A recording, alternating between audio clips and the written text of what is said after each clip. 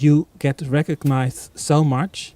People say hi, but you have never seen them before. No, it's a wonderful experience because I meet friends everywhere that I didn't know that I had.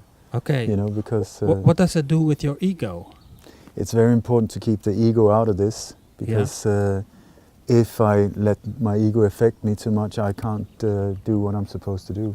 But it's like a compliment. But it is. But it's at the same time, it's a very difficult situation to be in many times. It's very challenging, very threatening at times. Yeah. So the few times when I come out and meet people, it's incredibly encouraging and wonderful. So it's because the rest of the time you're investigating all alone, you know, searching on the internet, going to locations. Yeah, but I'm also putting myself in a very dangerous situation many times. I'm going on location while the operations are still there. Yeah. I'm challenging the official stories big time. Yeah. I'm exposing the forces behind these alleged terror attacks, and so the ones that I feel threatened by are not like Muslim terrorists, but they are like state-sponsored terrorism. Yeah. These type of things. So it gets very uncomfortable at times. Yeah. So to come out and meet normal, wonderful people is fantastic. And but it's very important to be aware of your ego, and so that it doesn't get in the way, that you keep it under. We all have an ego, but the ego is there to keep us safe. Well, we've just given it too much power. So if you are not aware of it, it can just take over. Okay. So. So by the way, in between the subject will be state-operated attacks or assassinations and stuff like that, or what do you call it? Over more than 30 years that I've looked into, I'm just looking for the truth. What happened? Yeah. And who did it? And why did they do it? And who benefited?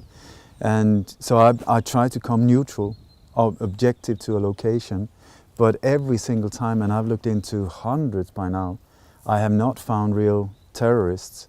I have found state-sponsored terrorism, carried out by the same forces, NATO-connected, coordinated attacks on different nations, where the people that are carrying it out are like private contractors, people from the Stay Behind, Gladio network, or NATO troops that are carrying it out, then blaming it on innocent patsies and so on. It's the same story again and again and again.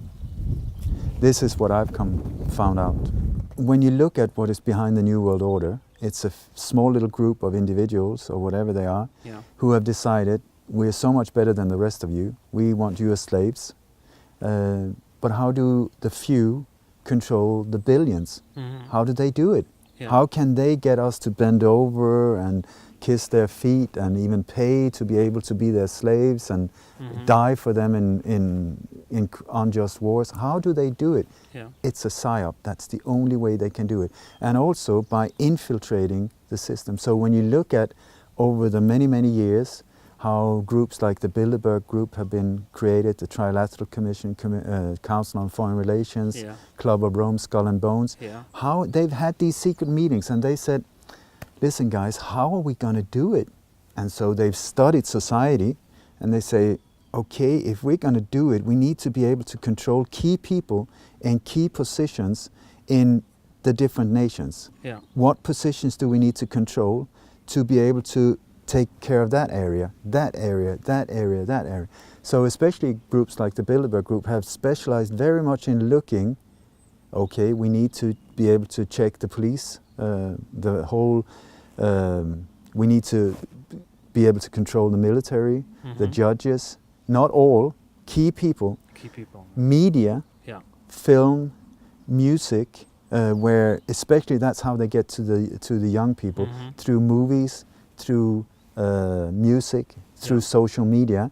These are the areas that you just, okay, that's one. So they focused very, very intense on these areas, and then find which one is a key person that we can control, either by luring them, you know, paying them, corrupting them with riches and gold and all of that, or controlling them through blackmail and so on.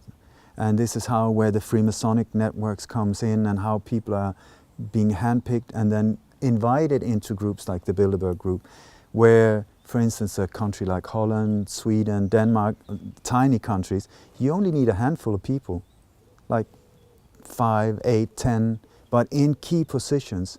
Then next country, same there. Next country, same there.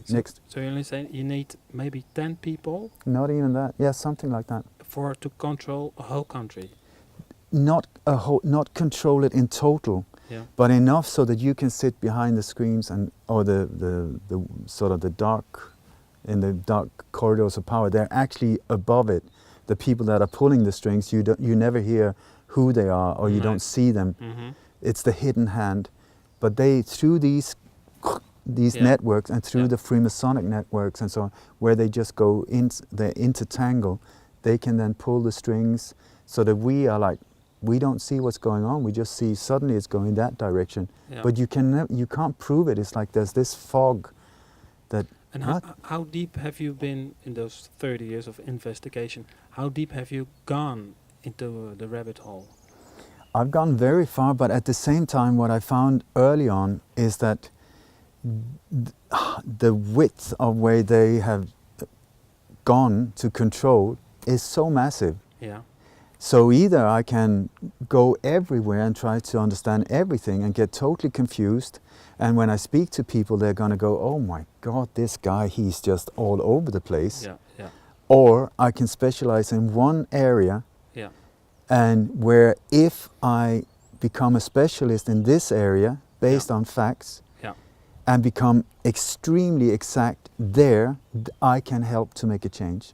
Yeah. So the focus I put, because for some reason, I have no idea, but this is a thing that really clicks with me, are assassinations and alleged terror attacks, false flag terror, state-sponsored terrorism. These areas, also because it is through these, they've got very few methods really to control us, and the so-called false flag operations are a major one.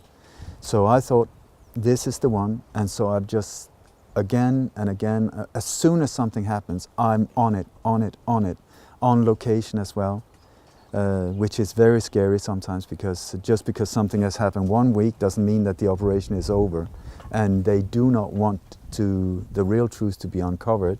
So when you go on location, it can be very confronting and very scary sometimes.